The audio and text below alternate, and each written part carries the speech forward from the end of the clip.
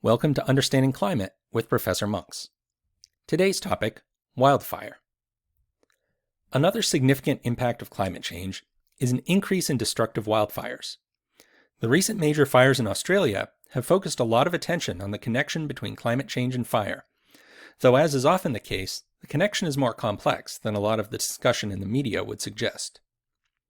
To understand how climate change affects wildfires and vice versa, we first have to understand what fire actually is. We touched on this a bit in discussing the carbon cycle, since fire is a major component of the carbon cycle. Fire is not a thing or a substance, it's a chemical reaction.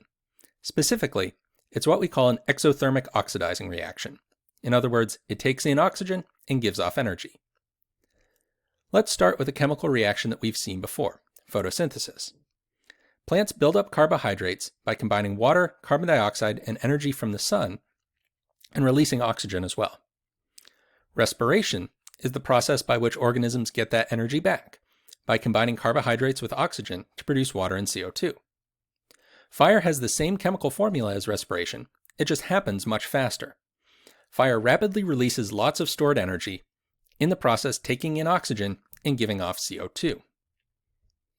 Because the process is so much more intense in the case of fire, the energy given off is at shorter wavelengths, meaning a fire produces light as well as heat.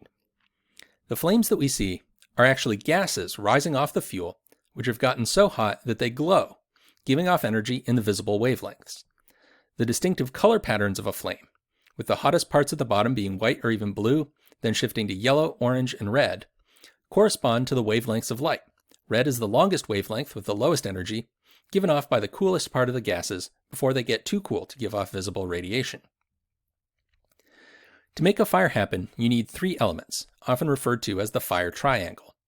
Fire needs some fuel, which is generally those carbohydrates from plants, though other materials can burn as well. It also needs oxygen, since the chemical reaction takes in oxygen.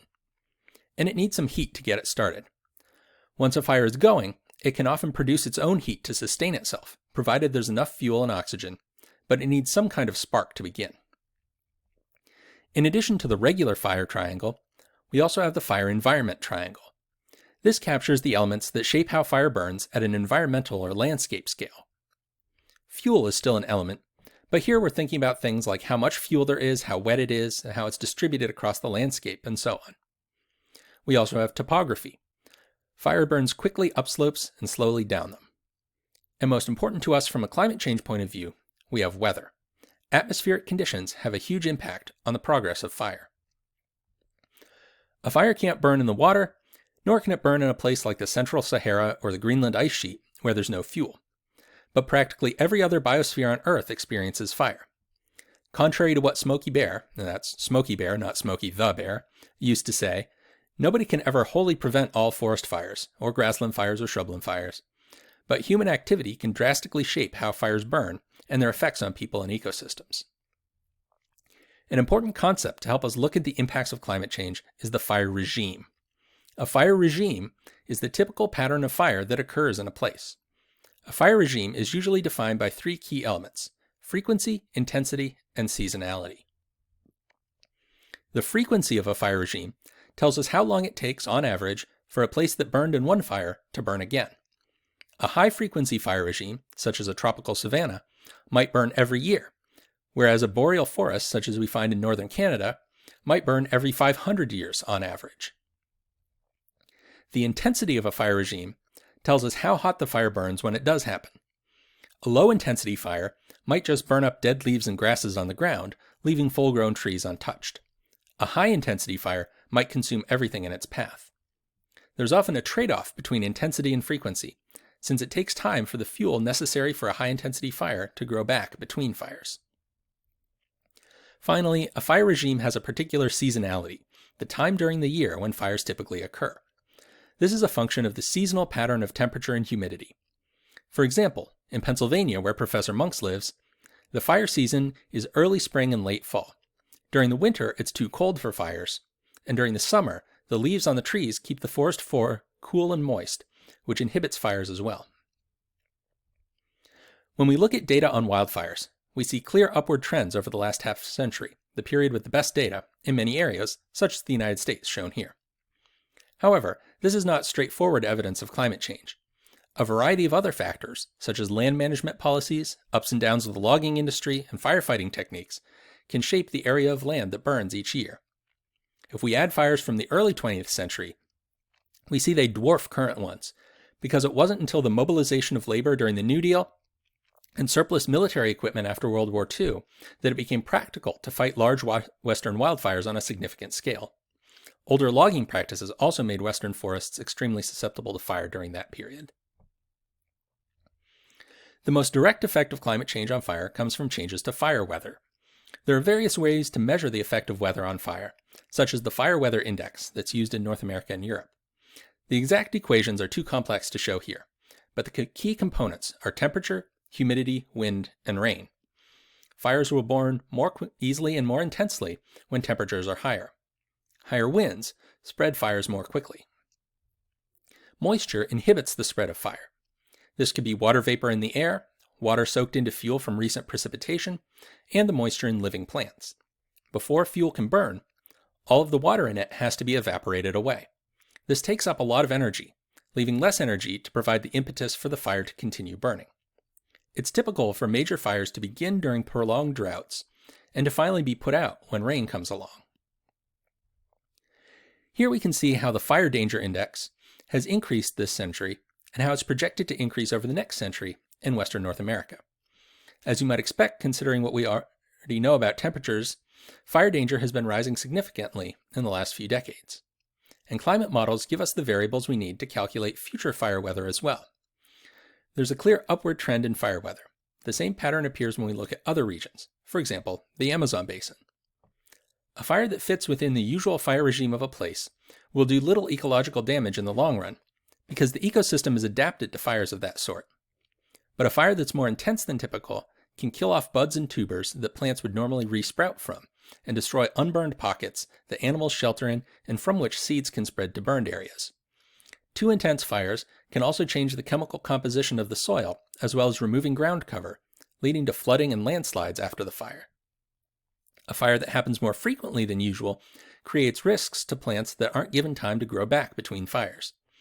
If a plant needs 5 years to mature and produce seeds that can withstand a fire, then fires happening every 3 years could drive that plant to extinction. There are, however, some complications. Hotter and drier weather will make a fire more likely and make it burn more intensely, but you can't burn with nothing there.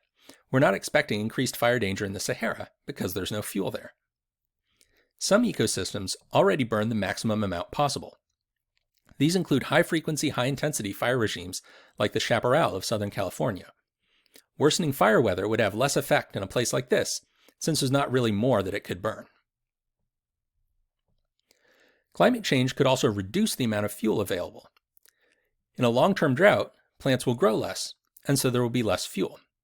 The conditions that increase fire the most are actually ones in which there's a strong variability in precipitation between seasons or between years. You need a wet period to encourage lots of growth, then a dry period to make it flammable. The third component of a fire regime, seasonality, is important too. Many parts of the world are seeing their fire seasons expand. Fires can start burning earlier in the year and continue burning later. The massive Thomas Fire in California in 2017 started in December, when winter rains would normally have brought the fire season to a close.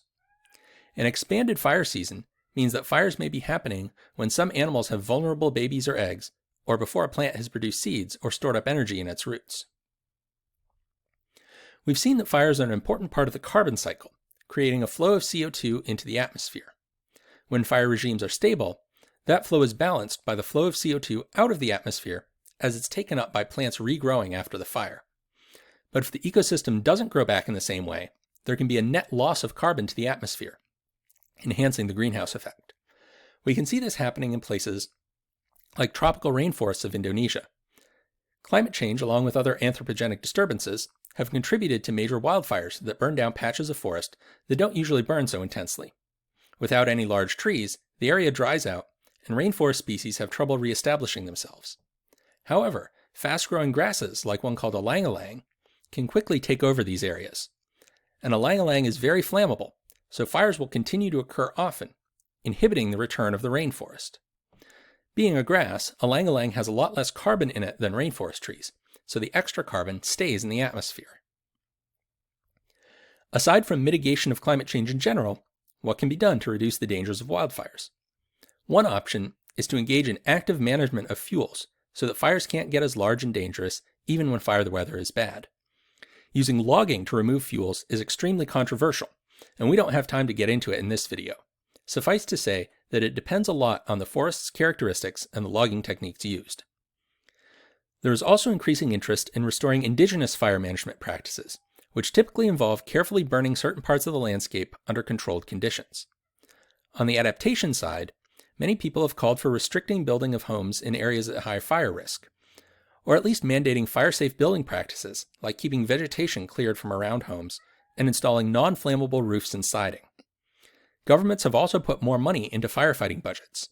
The expansion of fire seasons complicates the existing practice of calling for help on firefighters and equipment having their off-season in another part of the world.